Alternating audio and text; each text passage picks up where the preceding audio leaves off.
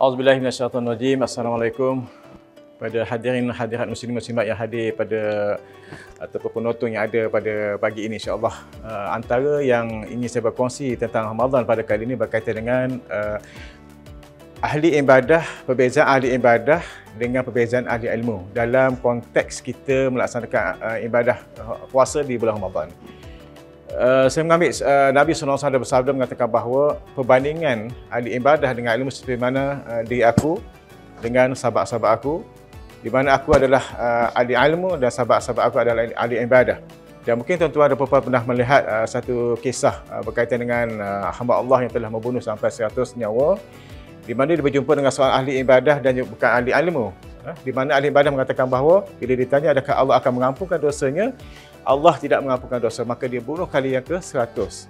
Kalau orang berilmu, dia akan mengatakan bahawa Allah Subhanahu Wa Taala akan mengampunkan dosa-dosa lain kecuali dosa syirik saja, iaitu seperti mana firman Allah Subhanahu Wa Taala, innallaha la yaghfiru an yushraka bihi wa yaghfiru ma duna dzalika liman yasha'.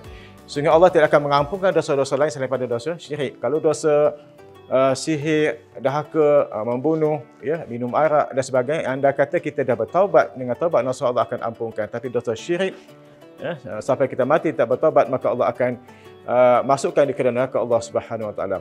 Jadi apa kaitan dengan tajuk saya, hamba Allah yang berilmu ni? Sebab apa? Allah SWT juga berfirman dalam ayat lain, ya fa'illahu allazina amanu minkum wallazina utul ilma darajat. Allah SWT mengangkat darjat orang berilmu berbanding dengan orang yang tidak berilmu. Sebab apa? Bagi orang berpuasa dia ada ilmu. Di bulan Ramadan Allah SWT menyatakan bahawa mana-mana ibadah hamba aku, Allah akan gandakan 10 sampai ke 700 kali ganda. Tetapi pada bulan Ramadan Allah kata ana ajzibih, aku sendiri yang tentukan bilangan jumlah pahala. Maka sebagai seorang ahli manusia yang berilmu dan melakukan ibadah puasa, dia mengetahui bahawa puasa pada Ramadan Allah sahaja yang tentukan jumlah yang ada mengikut ketentuan Allah Subhanahu Wa Taala. Jadi yang kedua, macam mana yang dikatakan bahawa Allah Subhanahu Wa Taala itu menentakkan pahala. Jadi kita juga perlu melakukan amal-amal ibadah yang telah disediakan pada Ramadan, seperti mana tilawatul Quran, membaca Al-Quran, berzikir, bersedekah. Dan yang paling penting kita banyak melakukan kesabaran, sebab bulan Ramadan juga disebut sebagai syahrul sabar. Bulan Ramadan adalah bulan kesabaran. Sebab apa? Kita di waktu siang kita diuji dengan pelbagai. Kalau kita sebagai pekerja, banyak perkara yang kita terpaksa hadapi di waktu siang, dengan makan, dengan minum, dengan godaan pakaian yang begitu seksi dan sebagainya.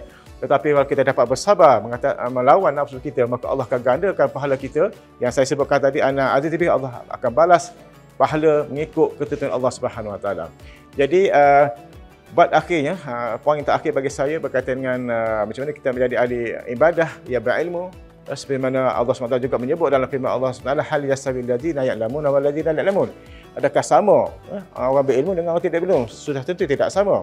Sebab kalau orang yang berilmu dalam bab ibadah, dia akan melakukan segera di bulan ibadah. Masa saya bulan Ramadan, awal bulan Ramadan dia akan terus melakukan persiapan untuk Ramadan yang selanjutnya. 30 Ramadan dia akan penuh dengan amal ibadah, dengan zikir, dengan bersedekah, dengan melakukan pelbagai sumbangan, sama ada bentuk perkataan, perbuatan, harta benda dan sebagainya. Jadi saya ingat setakat ini saja perkongsian. Mudah-mudahan kita menjadi pada tahun ini hamba ibadah yang berpuasa, bukan sekadar ahli ibadah, tapi adalah ahli ibadah yang berilmu. Wabillahi taufiq wal hidayah. Assalamualaikum warahmatullahi taala wabarakatuh.